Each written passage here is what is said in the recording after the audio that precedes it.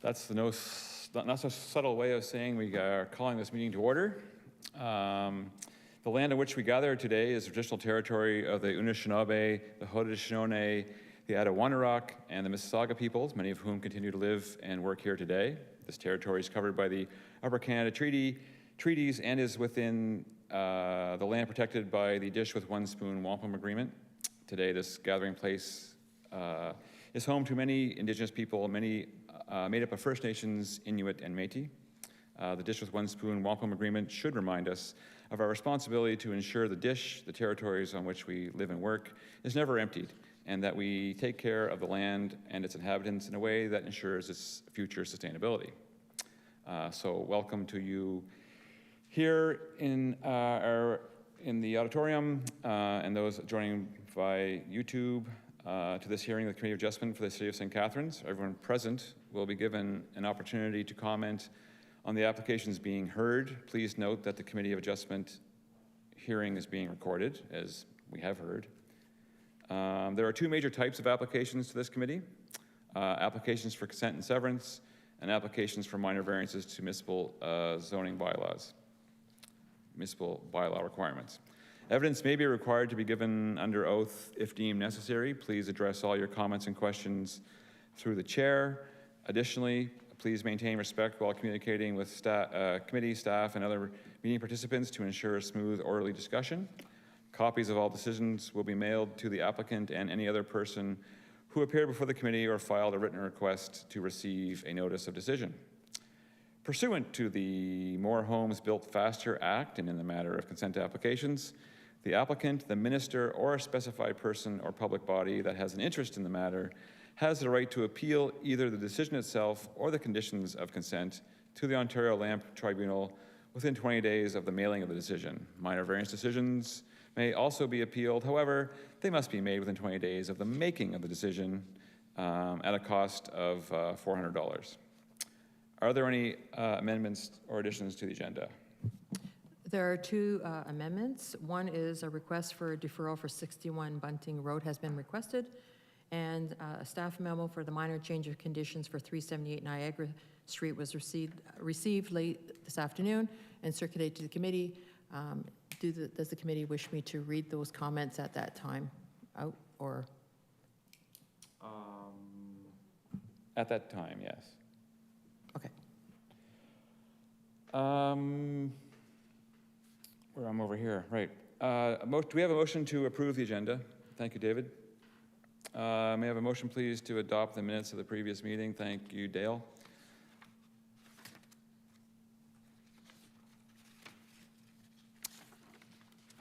Does any member of this panel have a conflict of interest in any of the applications to be considered at this hearing or previous hearing if they were not in attendance?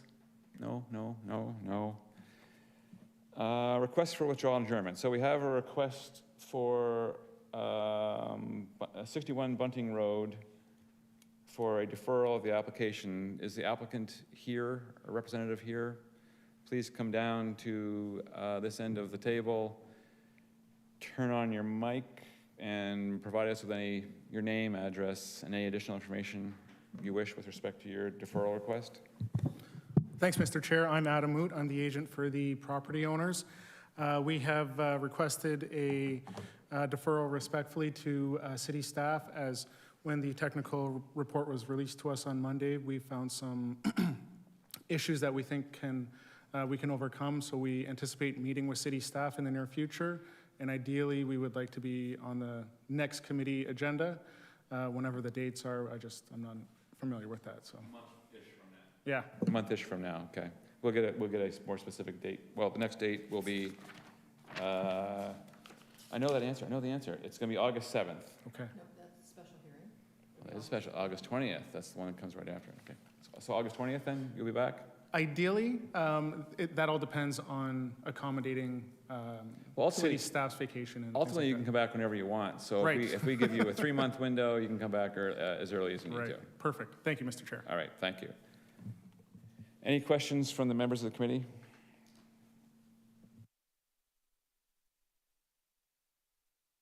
A motion, please.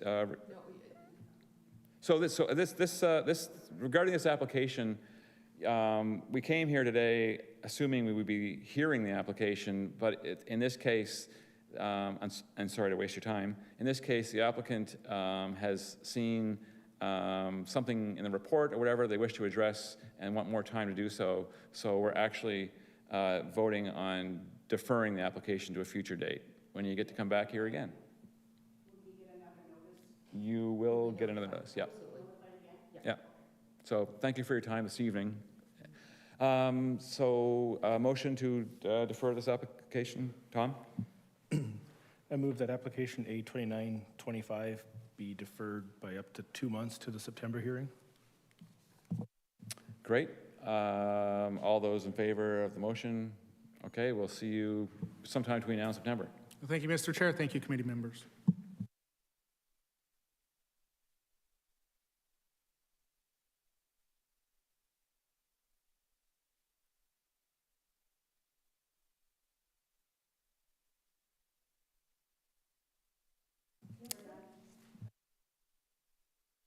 Okay, so we are moving along then to item, our 378, Niagara Street.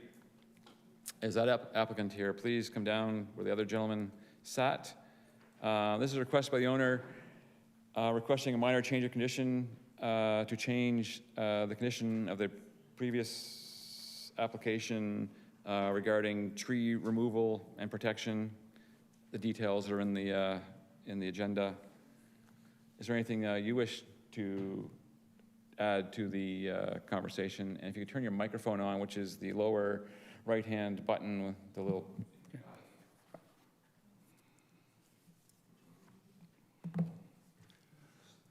Anything you wish to add in support of your request for the minor change of condition? I'm sorry, didn't catch that. Is there anything you wish to add? No. Based on my request, no. It's all in the request. Okay, great. So we have a copy, thank you. So did you want to clarify anything for us? Are you going to read the? Okay, right. Yes. If you want, you can turn it right up and I'll read it. If it's easier, I can just speak to it. If you prefer I do that, or do you want to read it? Okay. Out and then Chair will give it up. Okay, so this was a memo from planning for the request of changes. It provided a background. On September 13th, 2023, Committee of Adjustment approved 3 consent applications, B8, 9, and 30, 23 SC, and 4 minor variance applications, A29, 30, 31, and 102, 23, to facilitate the creation of 3 parcels of land for the construction of 3 detached dwellings at 378 Niagara. The property is located at the corner of Niagara and Meadowbrook Crescent. The approval of these consents was conditional on tree protection measures relating to one of the 3 boulevard trees that exist along the Meadowbrook Crescent frontage, specifically a tree in front of the proposed Part 3, identified as tree number 1 in the arborist report prepared by Davy Resource Group and dated December 1st, 2022. The request for change of conditions on July 8th, 2025. The applicant submitted a request for minor change of conditions of consent for consent applications B8 and 9, 23 SC in order to facilitate the preferred driveway location on Part 3. The proposed driveway location on Part 3 conflicts with the required tree protection zone of an existing city-owned boulevard tree. The original consent was approved by the Committee of Adjustment with several conditions, including the following in relation to the city-owned trees. 5A, that the city-owned boulevard tree identified as tree number 1 in the arborist report prepared by Davy Resource Group and dated December 1st, 2022 on Meadowbrook Crescent in front of Part 3 will be preserved and protected, and that the city-owned boulevard tree identified as tree number 2 in the arborist report prepared by Davy Resource Group and dated December 1st, 2022 on Meadowbrook in front of Part 3 will be removed and replaced with 2 to 4 trees. 5B, that the driveway and all site surfacing for the new dwelling on Part 3 would be located entirely outside of the minimum protection zone for the 2 city-owned boulevard trees noted above. The applicant has requested a change to Condition 5 to allow the proposed driveway on Part 3, which currently would encroach in the tree protection zone for tree number 1. To facilitate this, the applicant is proposing that Condition 5A be amended to read that both tree number 1 and tree number 2 be removed and each be replaced with 2 to 4 new trees. Alternatively, the applicant has requested that condition 5B be amended to permit the tree to be located partially within the tree protection zone for tree number 1. Is that sufficient enough to get the point across? It's up to you. I feel so. You feel so? Perfect. So that's, so that is why we're here and what your request is. I apologize, I thought we were going to read my letter, my app. Well, we have received Okay, that, so is anything you wanted to highlight within that publicly, or, you know, in this, at this hearing? Well, I just want to reiterate that it's not possible to put the driveway under the tree without having the tree removed, because there just isn't enough room for it. And I can't do the servicing and the driveway on the same spot on the left, so the only left place is on the right. I have offered 4 trees in place of 1, like I did on the other tree, and I'd just like to read something from the website, St. Catharines City website, from the Director of Community Recreation and Cultural Services, saying that the city is committed to increasing the tree canopy from 17 to 30%, underscoring the importance of plantings and other efforts. So 4 trees in place of 1, I contend, is going to increase the foliage and the tree canopy by 4 times. Not today, but by the time they grow in 20 years, you have a lot more canopy and foliage. So that was what I was trying to do, and I was told that that's not possible, and that I just can't dig under the tree. But the arborist report that I was requested and required to provide clearly states that the trees will survive very well with some minor damage to the roots if that happens under the supervision of an arborist when the driveway is put in. So for those reasons, I would like to either be allowed to dig under the tree or remove the tree in lieu of 4 trees. Okay, so, we thank you. Are there any questions of the committee to the applicant? Okay. Yeah, you had mentioned encroaching within the tree protection zone. I think it's 1 meter is required? 3 meters. Is it 3? What was the proposed encroachment? Sorry, it used to be 1 meter, but it's 3 meters now, so that leaves me about 7 or 8 feet for a driveway approach to a 20-foot garage sort of thing. So that's why it's not feasible, partly. What was the encroachment that you're proposing? What was the encroachment that you're proposing to provide? If you were to provide the driveway near the tree, how close would you be?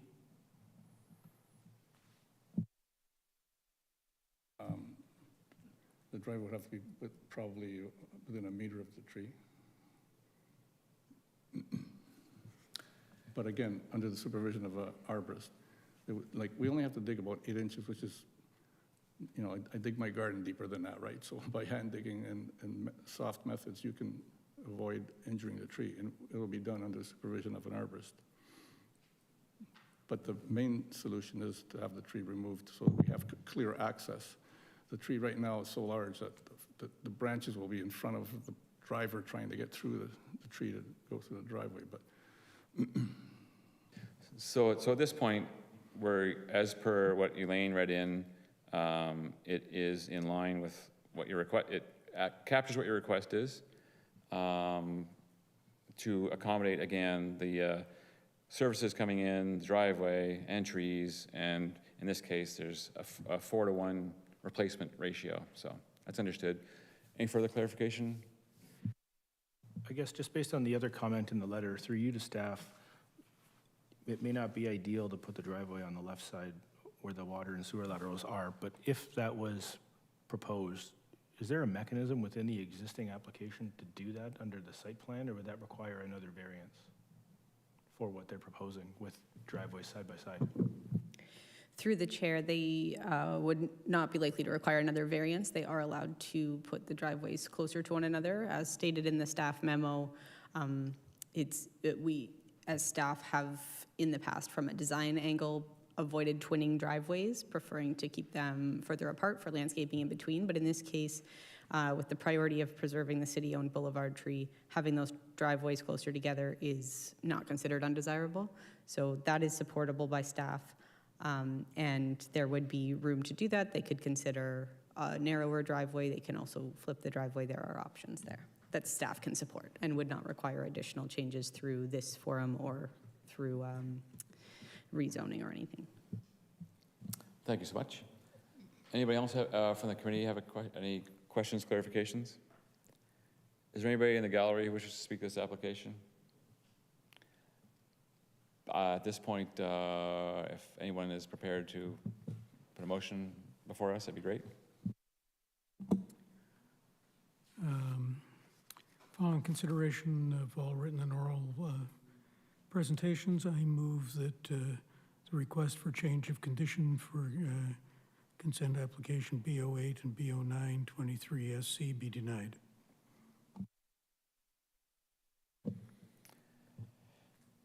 Your motion was for it to be denied? Yes, yeah, great. Yes. Yes. All those in favor of the motion? Those opposed? 3 in favor, 1 against. So your what are we calling this? Your request for change of condition has been approved.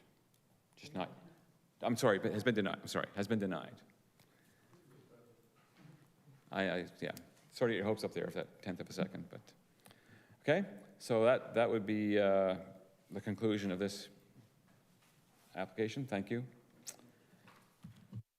Now we're moving into the 2 remaining items on our agenda, when we had 3 previously. 3903 9th Street, Louth. I think this is an application to accommodate an existing pool within the property boundary. Is that applicant and or owner here?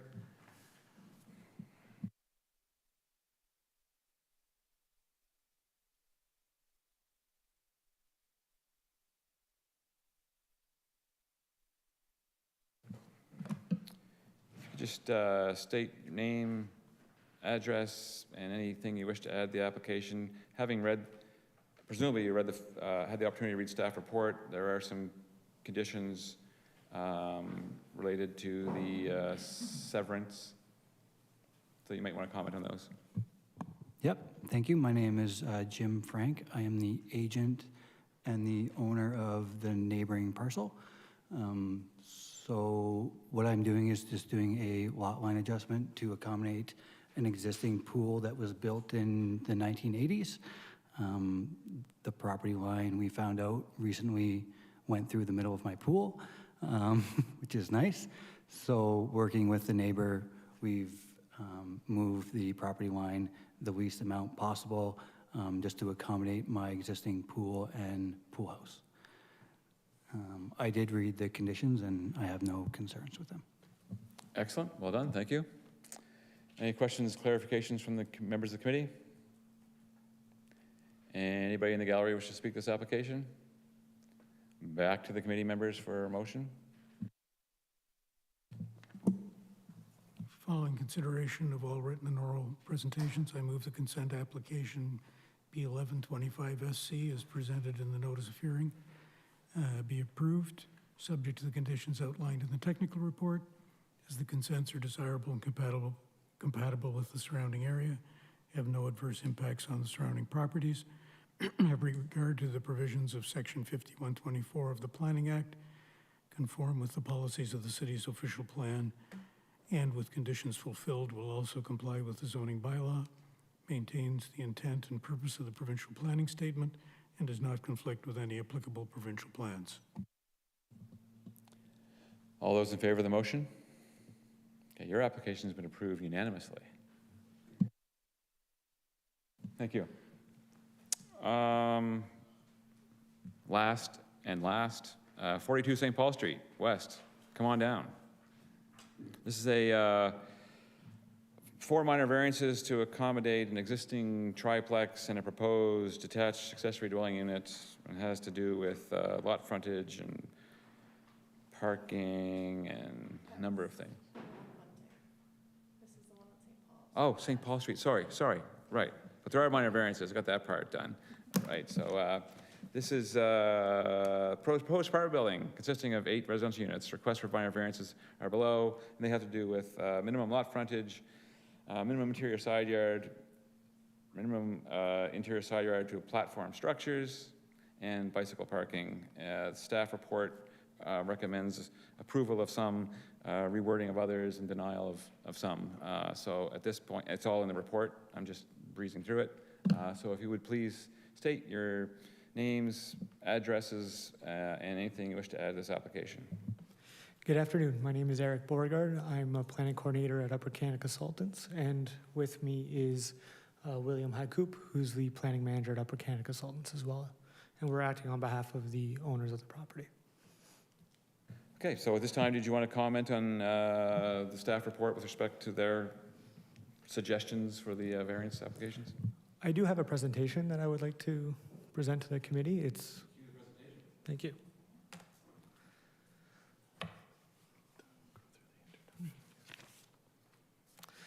So here's, so the lands are 42 St. Paul Street West, Regional Road 81. The lands are a vacant rectangular parcel with a lot frontage of 16.4 meters and an area of approximately 915.5 square meters. The lands are surrounded by a mix of residential and commercial uses. The lands are designated mixed use in the Garden City Official Plan and mixed use 1 in the GO Transit Secondary Plan area. The mixed use 1 designation permits a wide range of residential and commercial uses. The property is owned in medium-density mixed-use M1 zone. The M1 zone permits apartment buildings, fourplexes, townhomes, motel hotels, gas stations, retail stores, and other similar uses. Next slide, please. This slide shows the elevations of the proposed development. It's a 8-unit apartment dwelling, 2.5 stories. The height of the building is 9.6 meters. Next slide, please. The site plan illustrates the proposed layout and functionality of the property. There's a 6-meter drive aisle is planned along the northerly lot line, providing access to 5 parking spaces and 1 loading space in the rear. Sorry, the drive aisle is along the northeasterly lot line. The building maintains a similar streetscape as neighboring properties with a front yard setback of 6 meters. And there are 2 short-term bicycle parking spaces provided near the front entrance of the building, and 4 long-term bicycle parking spaces that are internal to the unit and in the ground floor. Next slide, please. As you had mentioned, Mr. Chair, there are 4 variances that are being requested in favor of this application. One is the minimum lot frontage. The requirement is 20 meters, and we're requesting a variance of 16.4 meters. The existing, this lot is an existing lot of record in the M1 zone, and the apartment building can function properly within this lot frontage. The second variance is the minimum interior side yard setback. The requirement is 3 meters. We're requesting 1.23 meters. It can accommodate a drainage swale, provides a landscape buffer, and provides access to the rear yard. The third variance, this variance was, as you mentioned, was the platform structure, but based on staff's recommendation for now, it's not necessary because of the interior side yard setback. If approved, that would be the new interior side yard setback, so it's no longer required. Condition 4 is the bicycle parking location. The zoning bylaw requires that it be provided at grade or within a building at a level corresponding with an abutting street. In this case, we're requesting that it be proposed at a level corresponding with an at-grade access as opposed to a level corresponding with an abutting street. And in this case, the access is at a grade in the rear of the unit, and there'd be access to go right through that without going upstairs. So we can go onto the access, and then the bike can ride up to the street level. Next slide, please. That concludes my presentation. If the committee has any questions, I'd be happy to respond. We have reviewed the report and are supportive of the recommendations from staff, including the conditions. Yeah, the presentation was just the right length. Thanks so much. Any questions from the committee members to the applicants, agents? No? Pretty straightforward. Is there anybody in the gallery who wishes to speak to this application?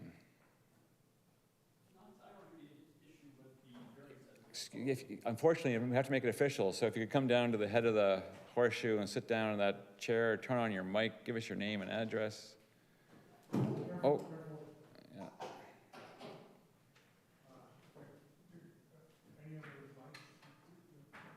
That's good. Yeah, bottom right-hand. Okay. My name is Ted Smithson. I live at 17 Primella Street.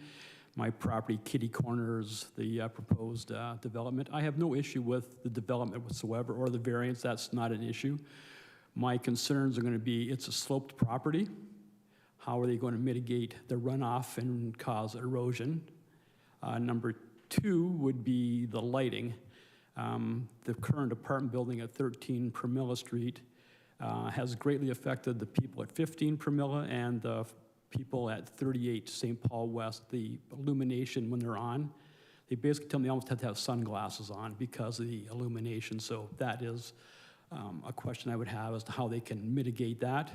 And third one would be the garbage. Where would the garbage location be? Because my neighbor at 15 Primella, he had issues for the first 4 years with rats from where the garbage was erected in the parking lot at 13 Primella. So those are concerns I have, not with the variance, but with the development afterward. Well, let's go with some answers. So sometimes I try and answer these things myself, but I'm not going to bother this time. To the applicants, do you want to comment first on the impacts of this development on drainage, surface water drainage? Thank you, Mr. Chair, and through you to the presenter. So should the variances get approved, we would have to go through a building permit process. As part of that process, we'd have to complete a lock grading and drainage plan, and that lock grading and drainage plan will need to demonstrate that the lands can be appropriately drained internal to the site and that they don't rely on any of those other properties. So okay. We will be providing that through the building permit process. In terms of your question on lighting, we just have a very small parking area in the back, only 5 parking spaces. I don't anticipate any larger lighting poles or anything of that nature. There's a proposed doorway on the rear of the building, and we're looking to do one wall pack or wall mounted light right above that door. So there won't be very much light on that rear parking area, just one light and at the doorway there. I would expect that we have one wall pack, as I call it, along the driveway entry as well along the side. In terms of garbage, that will all be collected internally to the building. And because we're under 10 units, we're eligible for curbside waste collection.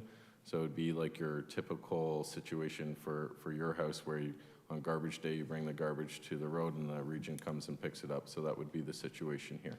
Okay.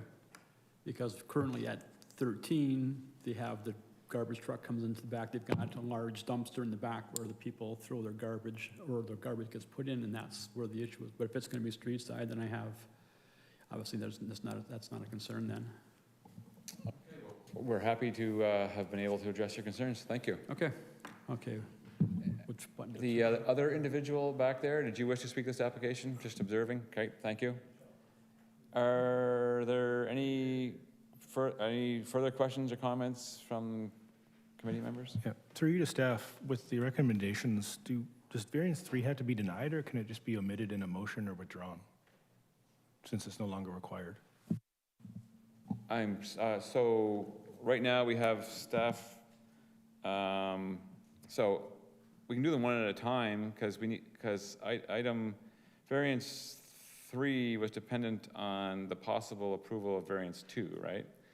So if the motion happens to be read in so that is going to be the case, then we can do it all at once. If there's some consideration about if a member is having an issue with one of the variances that they might want to vote on independent of the staff recommendation, and we can do them one at a time. Is that answering your question? Kind of. It was just more structurally for a motion.